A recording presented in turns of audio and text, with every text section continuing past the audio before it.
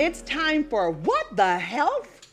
This next guest is going to enlighten us on mental health in the Black community, as well as her own personal journey. Please help me welcome psychologist and mental health specialist, Amanda Ashley.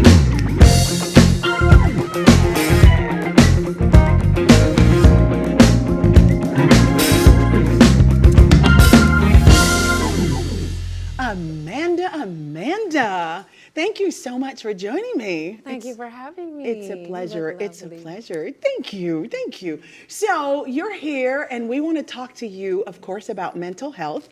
And we have questions that our viewers have sent in because traditionally when people hear therapist, they imagine that the sit down and face-to-face session is what they have to deal with. But you have a very unique way of working with your clients. Please tell us a little bit about that. Yes, so this is super cute, right? Like the couch and all of that kind of stuff.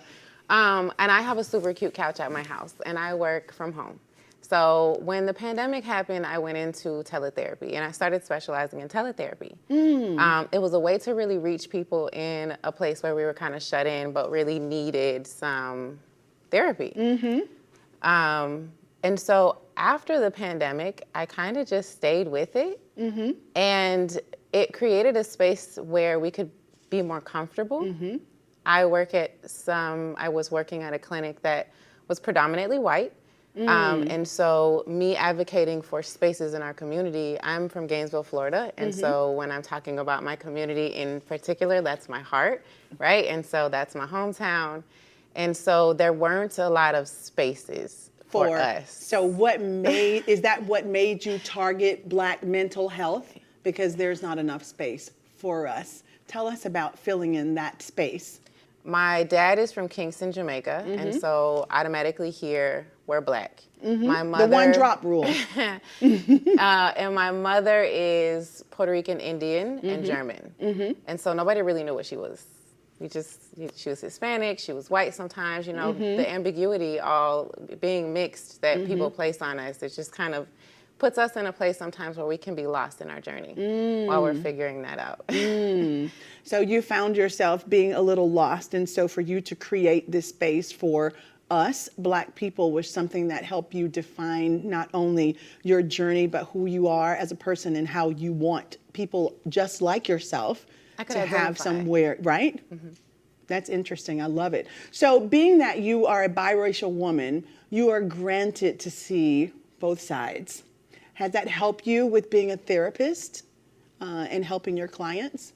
It helps me with Black folks, right? Like it helps me. Well, that's your focus is right? Black people, right? It helps me with us, so it's helping you big time. And I've not lived anyone's perspective but my own, right? No one's life but my own. And so that is my perspective in every role that I enter into. Has it made it easier? I don't know.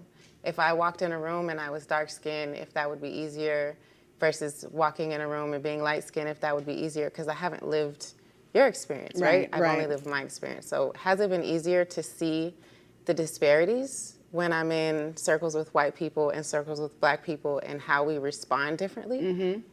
I don't know if easy is a good word, because I would imagine that you feel like, hey, I'm a part of both, you know, because inside you're biracial, so you're affected and impacted by everyone in the way they see you, correct? Yeah, but it's expanded my insight for sure. I'm not finna sit in there and tell them about my life. They don't know nothing about my life. They don't know my struggle. Where are you finna put me in? What, you can't tell me nothing about my life. You're gonna cry on the couch too. Because you don't understand my language, you don't understand my culture, you're gonna judge me, you don't know what kind of food I eat, you're judging me by the food I eat, how I raise my kids. Like I can't be real with you about anything. That's a lot. It is. And I have to carry that for you, and you're the professional. And so those stigmas, I always say they're there for a reason, because traditional therapy, like most things in America, were created for the majority.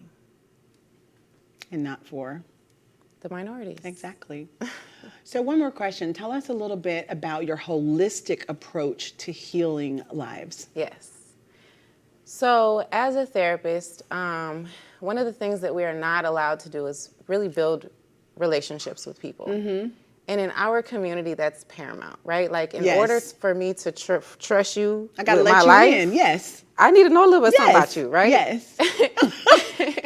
And so that's one of the biggest barriers with the code of ethics and the way that it's written within the privileges and the systematic perspectives, right? And so... So you have to be detached, but also understanding at the same time, but don't get caught up in the person that you're dealing with. That's so difficult. And how I'm going to tell you how to do things, but I haven't shown you. Exactly. It's So you just kind of really- walk in, talk to me, or we tele, what is it called?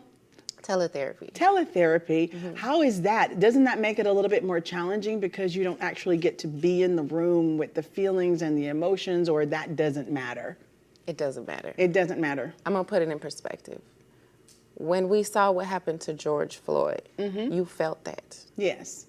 That We was did. televised. It was You televised. weren't there, but you felt it. So energy is still happening, that exchange of energy. So whenever we had COVID and people had a lack of oxytocin in their, to their brain because the physical touch wasn't there, the proximity, to the closeness to people, like being around people was not there, right? We're all going into this withdrawal.